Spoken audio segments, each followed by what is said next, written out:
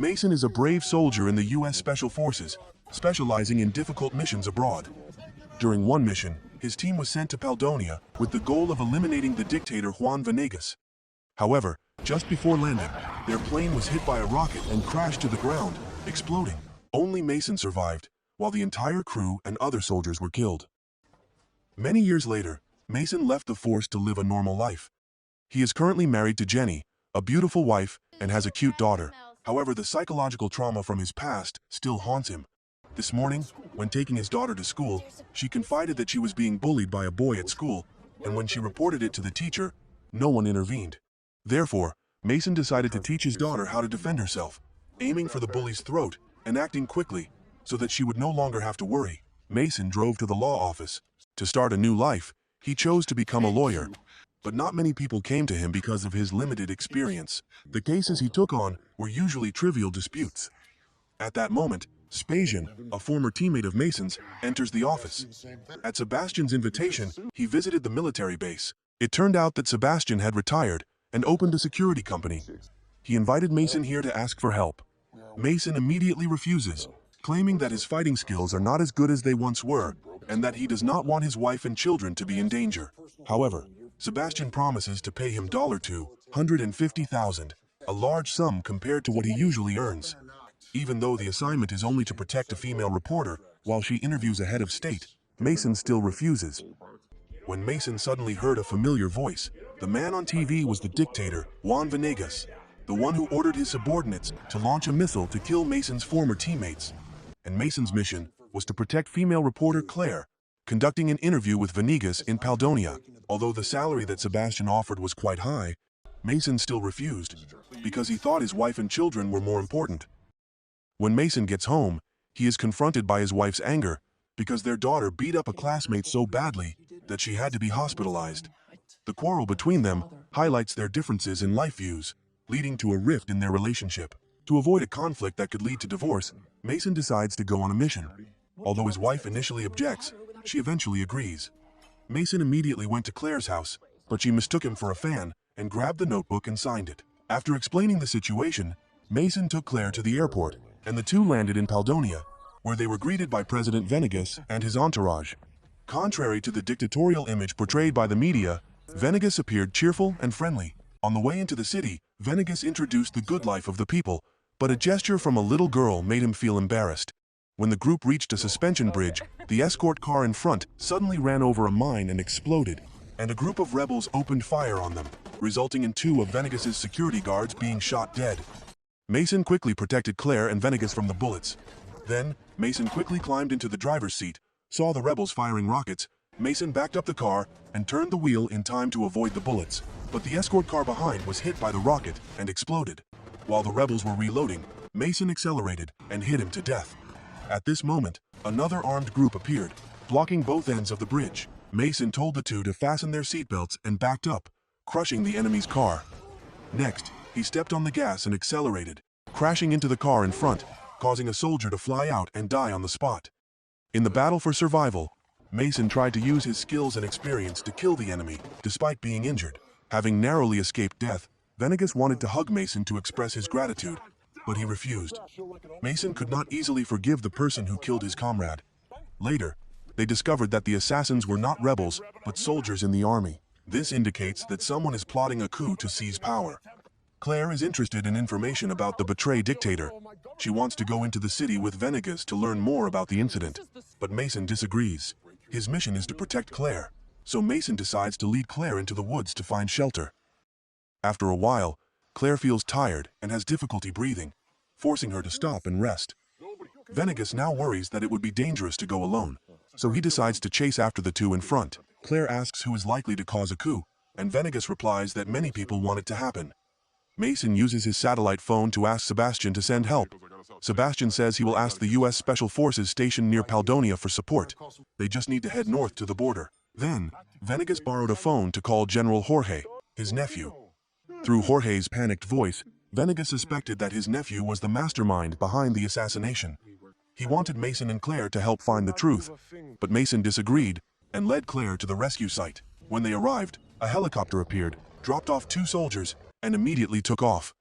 Realizing that something was wrong, Mason quickly led Claire away. The helicopter above opened fire, forcing the two to flee. The two soldiers chased after them.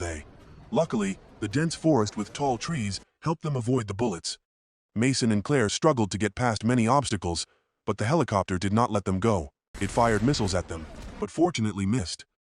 When they reached a dense grassy area, Mason figured that the helicopter would circle back to attack, so he decided to use the Barrett M82.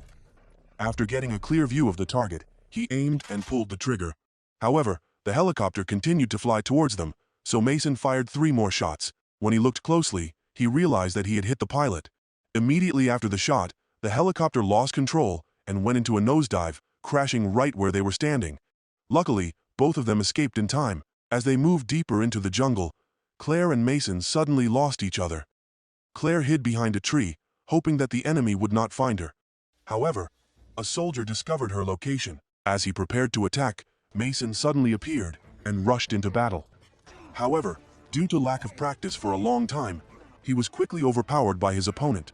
However, his combat experience helped him counterattack in time, knocking the soldier to the ground and locking his neck until he died. As the two were about to leave, another soldier suddenly appeared, hitting Mason on the head with the butt of his rifle and asking him about Venegas's whereabouts. Before he could finish, the soldier was shot dead on the spot. Venegas arrived just in time to save them. Thanks to this, Mason began to have a good impression of the president, but he wondered why he was carrying such a large gold-plated gun. At that moment, Venegas suggested that the two of them go to the village where he was born, to rest and temporary shelter. Jorge was present at the scene of the plane crash. Jorge mocked the special forces, led by Colonel Jan Kohorst, saying that they were as incompetent as the henchmen he had sent to assassinate Venegas. But before he could laugh, the Jan immediately opened fire, killing Jorge's assistant and scaring him to the point of losing his composure. Jan said that if Jorge's uncle was not killed soon, Jorge would be the one to die. By this time the three had arrived in the village, and Venegas was greeted as a hero by the people. They changed their clothes and conducted an interview filmed on their phones. Venegas was now free to reveal the truth that the West had long hidden. He had been elected president, but in exchange for the country's mineral resources being exploited by foreign corporations. However, these corporations were becoming increasingly greedy, and if this continues, Paldonia will soon run out of resources. He realized that when the resources were depleted, the country would fall into poverty and instability. Therefore, Venegas decided to expel the foreigners from his homeland. However, they did not accept this and secretly sought to kill him to establish a new government, legitimizing the entry of troops into a sovereign country. They accused him of being a dictator who smuggled drugs and possessed chemical weapons. In the end, Venegas promised that Paldonia's resources would forever belong to the people. Hearing this, Mason realized that he had misunderstood Venegas. That night, Claire felt lonely and went to Mason to confide in him. She kept adjusting her clothes to seduce him, but Mason firmly refused. The next morning, Mason called to question why Sebastian had assigned him this mission and whether there was anything he was hiding. Sebastian insisted that he had nothing to do with the US government. He simply asked the army to pick them up, but things suddenly became complicated. He just wanted to kill Venegas to avenge his dead comrades. After hearing this, Mason immediately pulled out his gun and go towards Venegas. However, Mason did not intend to kill him. Mason wanted to find out the truth. At that moment, a group of soldiers led by Colonel Jan appeared. Mason's group decides to follow the locals' instructions to escape. However, the village chief, Venegas's best friend, was captured and threatened by the colonel. Not wanting his friend to be in danger, Venegas decided to intervene. At the crucial moment, Mason and Claire arrived on horseback to save him. The American soldiers chased and fired but missed. However, while running away, Claire suddenly fell to the ground and was captured. The two men on horseback were lucky to escape the pursuit. Venegas said that as long as they were not captured, Claire would be safe. While the two were moving along the forest path back to the city, the Venegas revealed that he knew Mason was one of the former soldiers who wanted to kill him. He also shared a shocking piece of information. The shooting down of the helicopter that killed Mason's comrades had been carried out by the Americans. They threatened that if Venegas did not comply, many other groups of soldiers would come to assassinate him. In fact, Mason and the innocent people were just tools for evil and greedy people. As soon as he arrived in the city, Mason called Sebastian, who then escorted Venegas to meet the leader of the rebel group. The boss and Venegas were close friends. They deliberately played the opposing role so that the Americans would not be suspicious, so that the Americans would still provide money for the rebels to overthrow the government. This time, Venegas came to his friend to ask for help in solving some problems. The next morning, Jan brought Claire come meet Mason to exchange for Venegas. When they met, Mason had to listen to the enemy to protect Claire. Just as Venegas voluntarily surrendered, the people suddenly took to the streets, holding protest signs and demanding that the US military leave Paldonia. Unable to fire, they could only watch as Mason and Claire ran away. This was a gift from the rebel leader to Venegas. Taking advantage of the chaos, Venegas led the two through a secret passage into the presidential palace. At this time, Jorge was sitting complacently on the chair, preparing to become the head of the country. Suddenly, Venegas appeared, causing Jorge to panic. However, he did not want Mason to shoot and harm his nephew.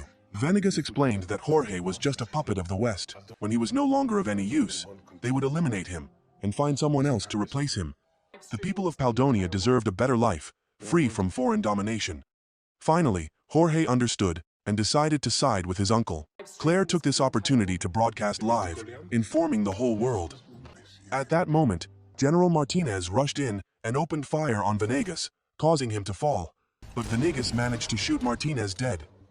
Fortunately, Venegas was wearing a bulletproof vest and was not seriously injured. However, Jorge was not so lucky. He was hit and died shortly after. Martinez's soldiers then rushed in with guns.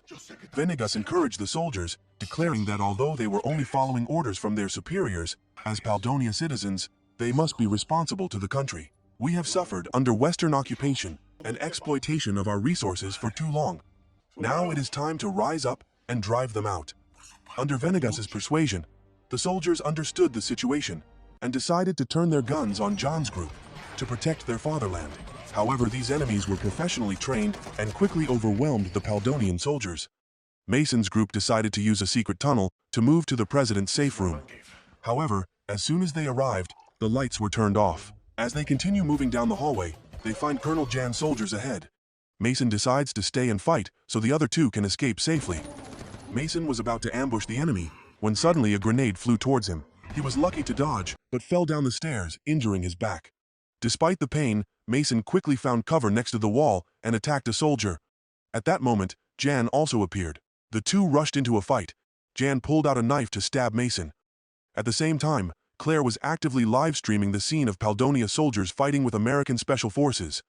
Mason struggled to fend off Jan's attacks. During the fight, Jan confessed that he had ordered his subordinates to shoot down the helicopter, causing the unjust death of Mason's comrades. When the two fell down the stairs, Jan pinned Mason down and held a knife, intending to kill him. At the decisive moment, Claire appeared just in time, striking Jan hard in the throat, causing him to be unable to breathe and fall down dead. After killing the leader, Mason took his gun and walked out to shoot at the American soldiers. Claire and Venegas both looked on in admiration. When everything was almost over, an armored convoy of American soldiers led by Sebastian appeared. Surely the Western government had seen that the coup had failed, so they sent troops to help cover up all traces. At the end of the film, Venegas announced his resignation as president and decided to give all the profits from selling resources to the Paldonia people. Mason received a gift from Venegas, $5 million transferred into his bank account. Thank you very much for your support, so that the channel can develop as it is today. If you find it interesting, please give me a like and a comment about this movie. Especially, please subscribe to the channel to follow my movie recap. See you again, my dear friends.